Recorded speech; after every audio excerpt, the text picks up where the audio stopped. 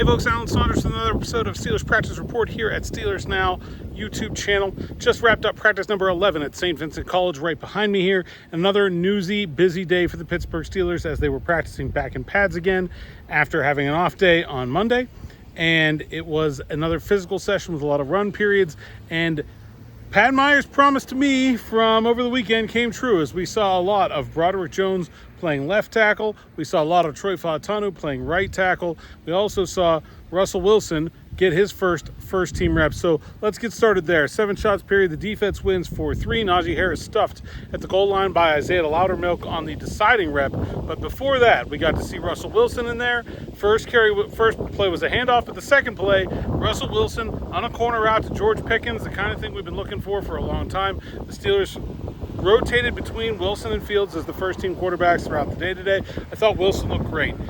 Zero rust whatsoever. He was hitting his marks. He's been throwing the ball well in all the individual and 7-on-7 periods we've been seeing him do over the last 2 weeks, so I'm not surprised. But as I said, it was a run-heavy day. It was a very padded practice day, and so not a ton of throws when you consider the runs and then the fact that it was splitting time between Wilson and Fields with the first team. Kyle Allen still took all the second team reps. So it was a sort of like a half a day, I guess you could call it, for Russell Wilson. A positive first step. I expect him to look good. We'll find out tomorrow if he's going to play in the preseason game. The Steelers are playing the Houston Texans on Friday at Acrisure Stadium. The Texans expected to play their starters for that one. I expect the Steelers to do the same for the most part. We'll see about guys like Russell Wilson who are still working their way back up to full strength. But I expect you'll see Justin Fields. I expect you'll see Najee Harris. I expect you'll see George Pickens and guys like that, at least for a few plays, at least for a series. Now, you may not see the Cam Haywards, the TJ Watts, the Isaac Seumalo's, those grizzled vets of the Pittsburgh Steelers. Those 3 guys all had the day off today, as did Keanu Benton. Patrick Queen back in pads, but pretty limited. Same for Jeremiah Moon, Kyron Johnson, Rodney Williams, and Graylin Arnold. A few new injuries of note today. One big one of Alex Highsmith suffered a groin injury. Mike Tomlin kind of minimized it, didn't say it was a big deal, but even if it's 2 weeks at this time of year, that's potentially wiping out most of the preseason for Big 5-6.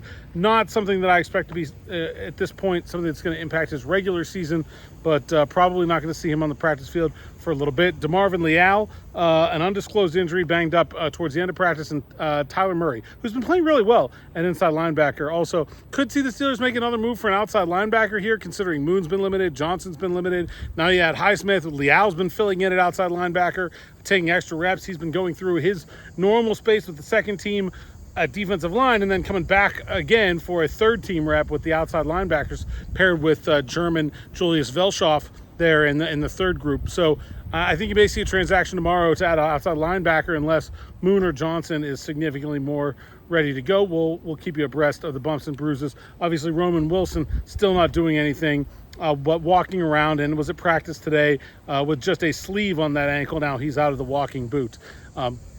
But back to the offensive line, because I think that's really the big story of the day. I talked to Pat Meyer. He laid it all out. I had a whole half an episode with Zachary Smith yesterday at Steelers Afternoon Drive talking about the plan. And part of that plan was you're going to see a lot of Broderick Jones at left tackle. Today you started to see a lot of Broderick Jones at left tackle.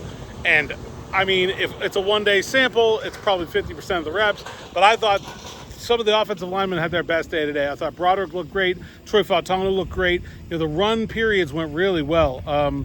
Not a lot of work for Harrison and Warren. It was more about the depth guys. Jonathan Ward scored like an 80-yard touchdown, broke off another 10. Pirine had 2 10-pluses. There was a screen pass to Warren that went for a big play. It was a really, really solid day for the offensive line. They mixed and matched all throughout.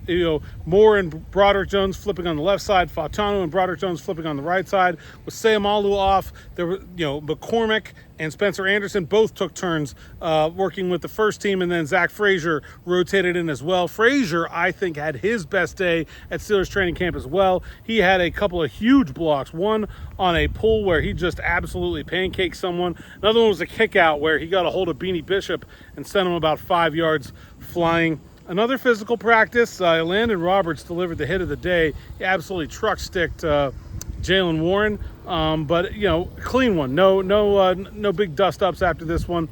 And Ryan Watts, the rookie corner out of Texas, with another interception.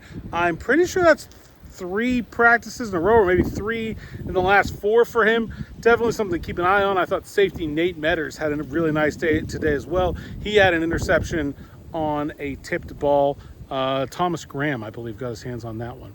Solid day all around here at St. Vincent College, and we'll have more, of course, with myself and Zachary Smith on the Steelers Afternoon Drive. Thanks for watching. Thanks for listening. Make sure you like and subscribe to the YouTube channel. Click that bell for notifications so you don't miss anything from the whole Steelers Now team. We'll be back at you in a little bit with more.